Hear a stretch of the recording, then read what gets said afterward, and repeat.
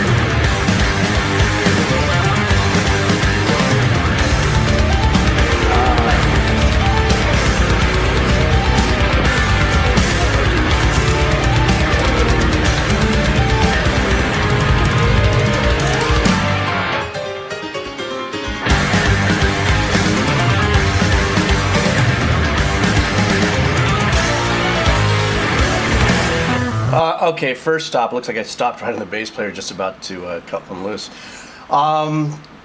Dream Theater has, from what I've understood and the times that I've heard them on YouTube and stuff like that, is an extreme experience. Viscerally, visually, obviously how they perform. I know that they have singing, so this one apparently is an instrumental. I know that there's a lead vocalist or singing in their songs. I can't say enough about musicianship. I don't think I need to go there. The complexity of the arrangements are visceral, very well worked out. I think when you have musicians at this level, especially with a keyboard player and that of the capabilities of the guitar player, which I'm familiar with what he's done, but he is classically trained, I believe, and sometimes you can see that in technique. Sometimes when they hold it on that left knee like that, you know, you don't do that left knee holding guitar thing unless you've had some kind of background in holding an acoustic guitar, in most cases would lead to classical training. Bass players killing it. They're all killing it. Now, I noticed in the background really quick that there seems to be people standing, so I'm expecting to hear a choir. And then the orchestra's there. Now here's one of the things that I've had a difficult time when it comes to rock bands having orchestras and stuff, is to try to find that unique balance so that the orchestra doesn't seem like it's a gimmicky backdrop to a powerful piece. I'm not saying this about them, and I'm not saying this about any rock musician that's used orchestral live music behind it.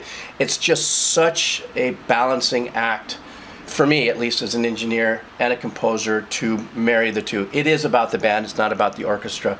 So when I was tapping in like this, I was trying to hear what the string players were doing, and it was a little difficult for me.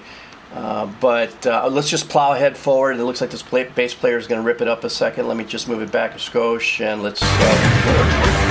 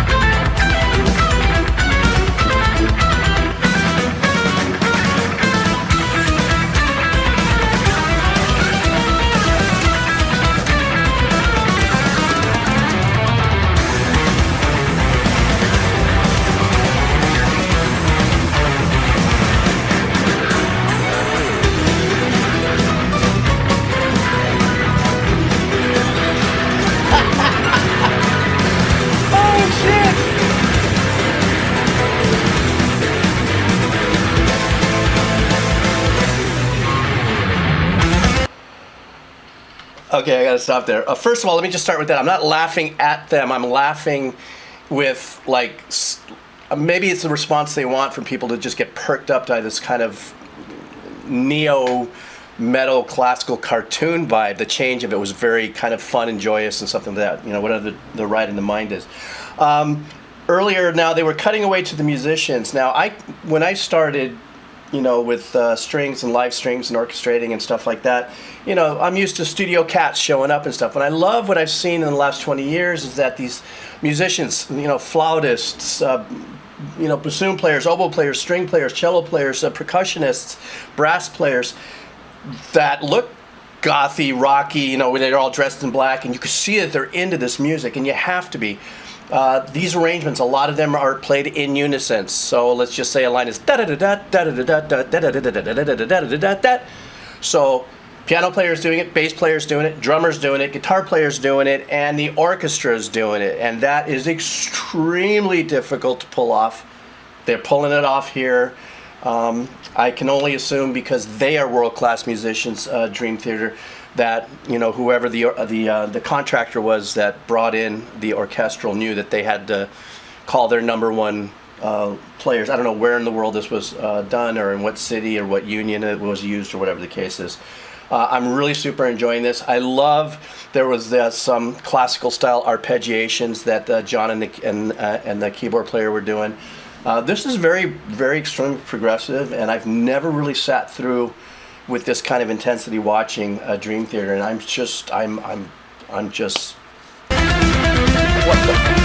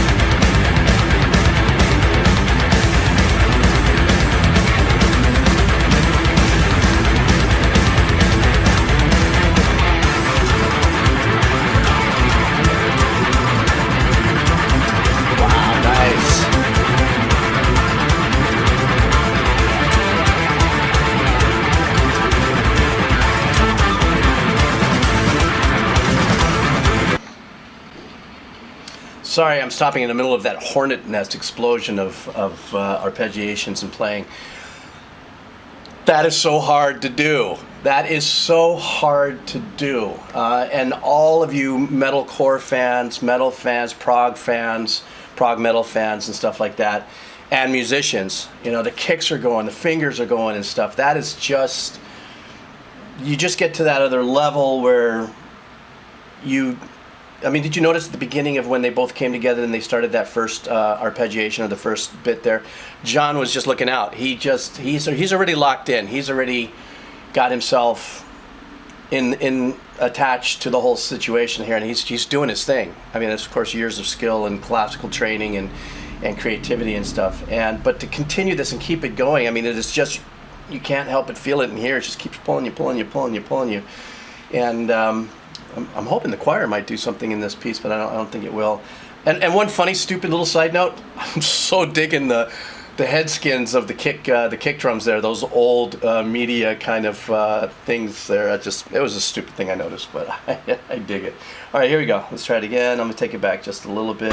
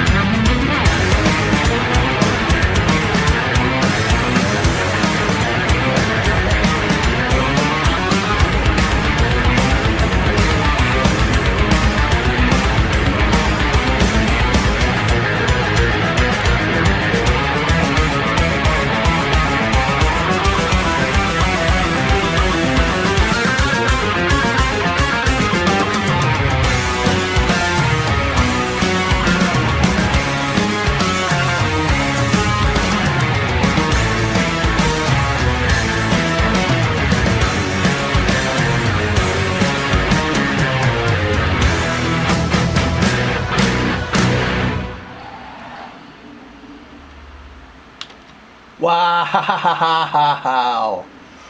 That was just crazy. I mean, I was caught off guard. I mean, like I said before, I've listened to the band in chunks and stuff, but I've never really let myself run through a piece like this.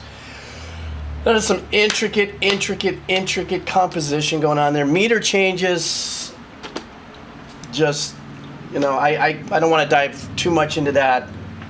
Let other, you know, percussionists or people dive into the, you know, the depth of the meter changes. But as a composer, is my point of view is a unison of sound and stuff like that. And speaking of unison, there was so much of that going on, and it's some of the most difficult stuff to play in a band, let alone you have a full pit there. I noticed that they had double bass down there, they had the full cello, they had brass section back there in the corner, and most of all, what's really fun, I've seen, like I've said before, I've seen orchestras play with pop rock music bands, metal bands, sometimes try it.